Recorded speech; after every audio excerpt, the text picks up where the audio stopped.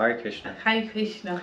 Happy Gaur Purnima. Happy Gaur Purnima. Although when you're watching this, it will be tomorrow. After Gaur Purnima. Yeah, meaning today's Tuesday, which is Gaur Purnima, and you'll watch it tomorrow, which is the day after Gaur Purnima. Yeah.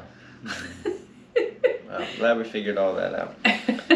Anyway, we hope you had a nice Gaur Purnima festivities. We're able to remember Lord Chaitanya Mahaprabhu. Very important. Yes. And as we mentioned in our last reading, Lord Chaitanya loved to hear Srimad Bhagavatam, so we're also reading Srimad Bhagavatam. Okay, it's Canto 3, Chapter 33, Text 8. Om Namo Bhagavate Vasudevaya. Om Namo Bhagavate Vasudevaya. Om Namo Bhagavate Vasudevaya. Text 8. I believe, my Lord, that you are Lord Vishnu himself under the name of Kapila, and you are the Supreme Personality of Godhead, the Supreme Brahman. The saints and sages, being freed from all the disturbances of the senses and mind, meditate upon you. For by your mercy only can one become free from the clutches of the three modes of material nature. At the time of dissolution, all the Vedas are sustained in you only. Prabhupada. Devahuti, the mother of Kapila, instead of prolonging her prayers, summarized that Lord Kapila was none other than Vishnu, and that since she was a woman, it was not possible for her to worship him properly simply by prayer. It was her intention that the Lord be satisfied. The word pratyak is significant. In yogic practice, the 8 divisions are yama, niyama, asana, pranayama, pratyahara, dharana, dhyana, and samadhi. Pratyahara means to wind up the activities of the senses. I don't think that means to wind someone up, though. But if it did, then that would be one you were really good at. Sorry. You might proceed to samadhi.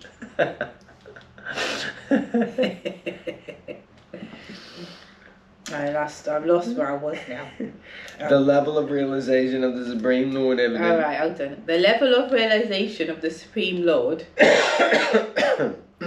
evidenced by Devahuti is possible when one is able to withdraw the senses from material activities. When one is engaged in devotional service, there is no scope for his senses to be engaged otherwise. In such full Krishna consciousness, one can understand the Supreme Lord as he is. Okay.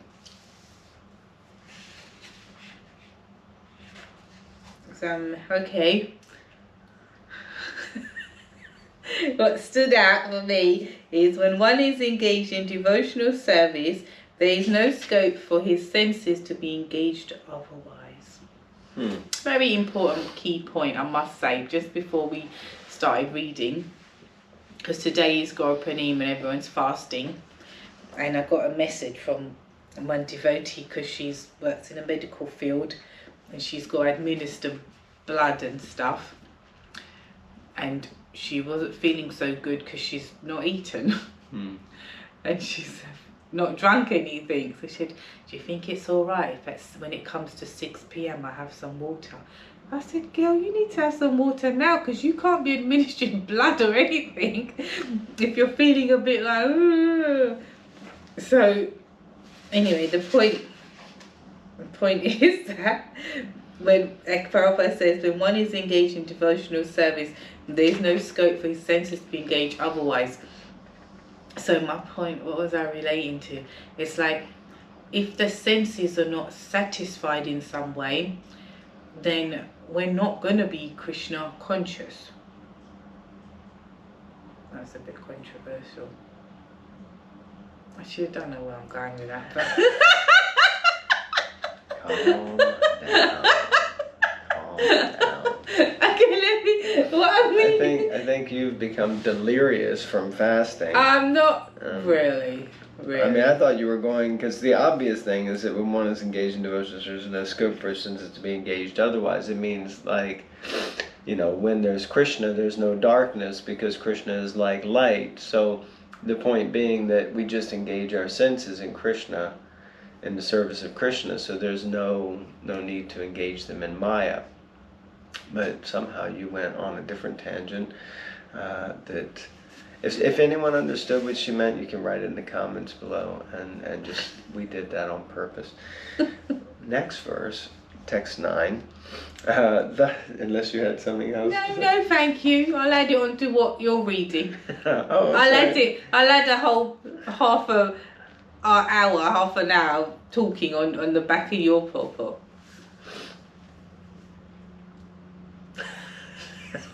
It's one of those days, ladies and gentlemen.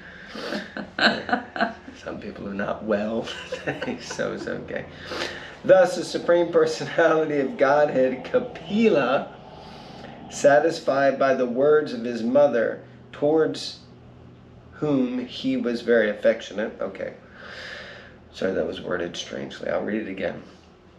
Thus, the Supreme Personality of Godhead, Kapila, satisfied by the words of his mother, towards whom he was very affectionate, replied with gravity.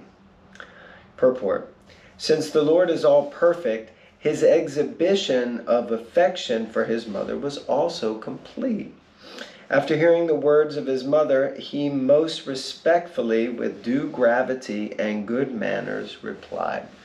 So I think this is an important point, especially how Prabhupada puts it in there, that he said, since he's all perfect, then the way that he interacts with his mother is also perfect. Which means that there's a certain way we should interact with these kind of personalities. So after hearing the words of his mother, he most respectfully and with due gravity and good manners replied. I think that's very instructive. Of course, because in Kali Yuga and the age that we live in now, and I know I'm an example of this, I certainly didn't grow up really giving proper respect to my mother, father, parents, especially once you hit the teenage years. It usually just goes, berserk. Of course, in India, in many Indian families, but certainly not all, then there is, I would say, much more respect.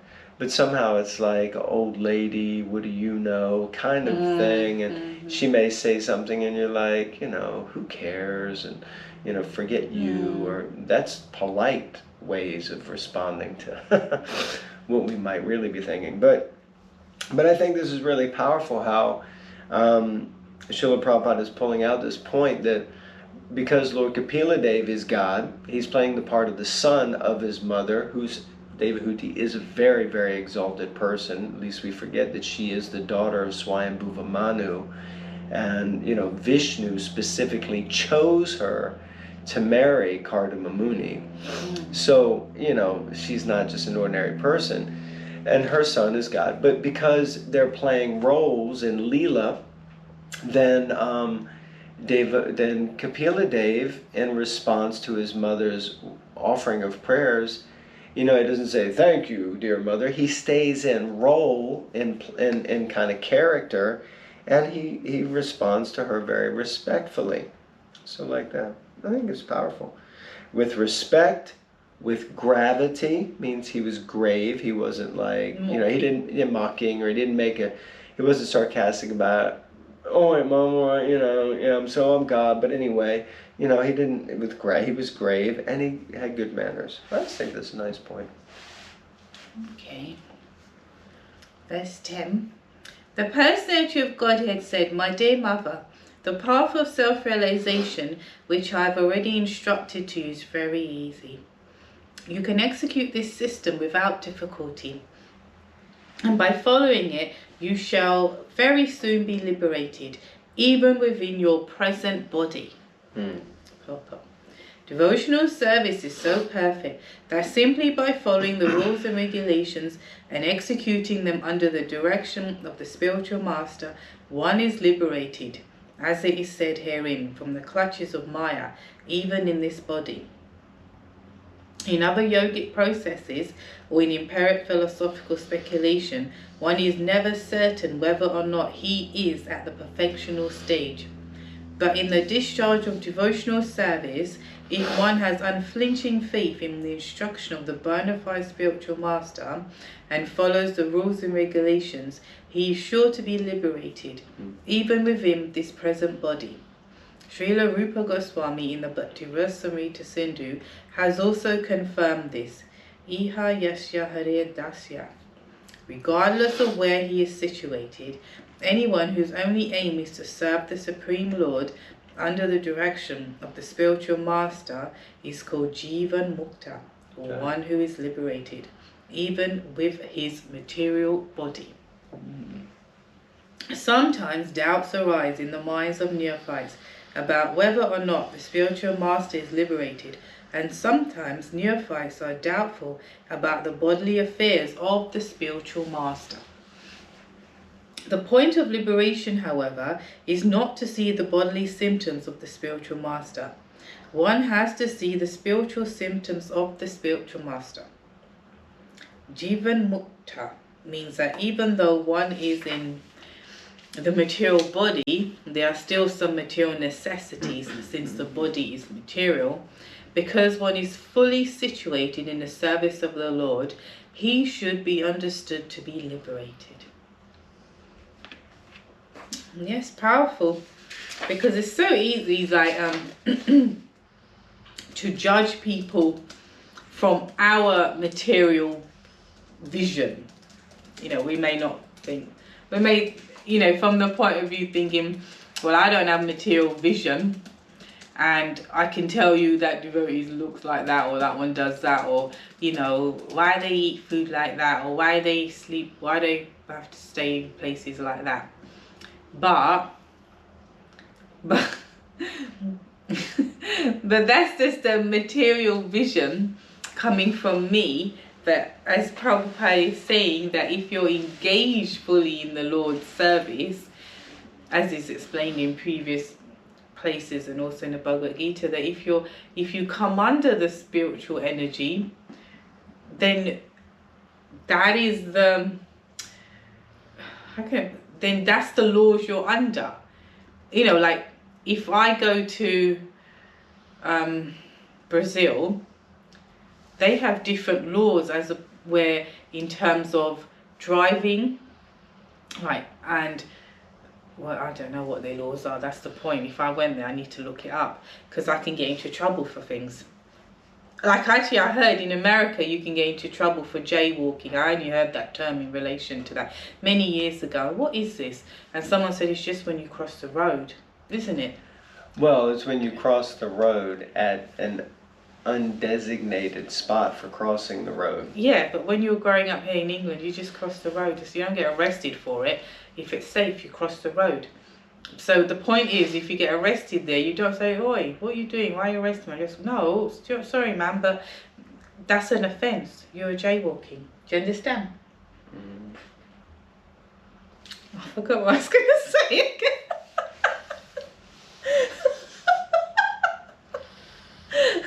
You get the point. If you get the point, put it in the comments below. Oh my days! Help us out here. The point. Some days are better than others. The point is not to judge devotees on the bodily platform. That's the ultimate. Yeah, and point. this is a perfect example, you know. Like, don't judge me. Yeah, don't judge her. Don't judge her. She's fully dedicated to serving the Lord, and because of that, she's Jivan Mukti. I mean, I thought that in that sentence, the last sentence is very, very important. That Jivan Mukta means that even though one is in the material body, there are still some material necessities, since the body is material.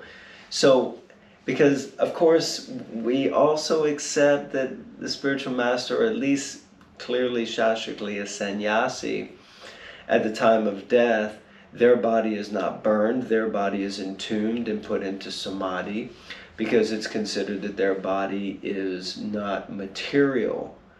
So, like that. But at the same time, the body is still composed of, you could say, the material elements, just like we know that if you take some food, some boga, that means food, unoffered food, and you offer it, then it's considered spiritual. But it's still the same material composition, it's just the spiritual aspect behind it has now been, you could say, brought to the surface, so therefore it becomes karma free. It's free from, because it's been reconnected with Krishna. Ganga is still made of water, but it's actually, the Ganga, the Ganges, but still it's the Ganges. It's spiritually surcharged.